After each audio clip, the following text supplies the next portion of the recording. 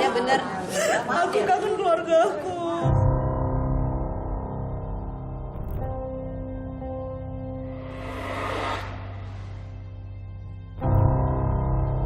Bismillah, lupa.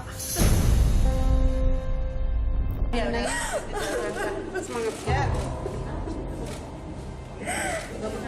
Lina Mukherjee menangis saat akan dimulainya sidang perdana atas dugaan penistaan agama dari konten makanan yang diunggahnya beberapa waktu lalu. Aku udah ngelakuin salah.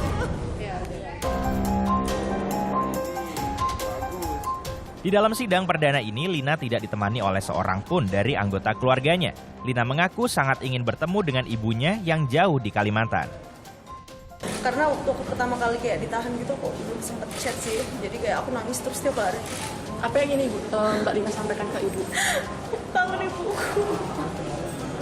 Maksudnya aku kan di sana nggak bisa nelpon. Jadi ibuku tuh di Kalimantan jauh banget sih. Jadi kayak aku pengen sih telepon ibuku, keluarga aku. Lina juga terlihat sendiri tanpa pendampingan kuasa hukumnya. Pengadilan lalu menunjuk penasihat hukum dari Posbakum karena tuntutan terdakwa di atas 5 tahun. Pengacara kita tidak mengakui. Nggak tahu, aku nggak pernah nelpon, tiba-tiba kayaknya nggak bisa datang hari ini. Kenapa nggak pernah nelpon, Mbak? Nggak, di sana kan selama masa kayak gitu nggak boleh ini pegang handphone. Sempat ada yang mengunjungi? Sempat ada yang mengunjungi tidak dia? Nggak pernah, aku nggak punya keluarga di sini.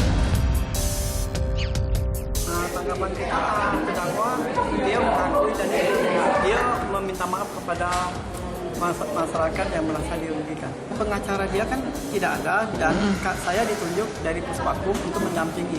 Kalau memang nanti ada pengacara mungkin saya mau. Bismillah, lupa. Guys.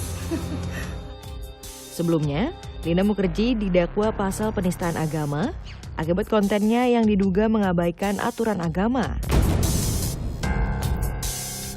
Akibat unggahan konten ini, Lina Mukherjee dilaporkan ke Polda Sulsel oleh tokoh agama di Kota Palembang.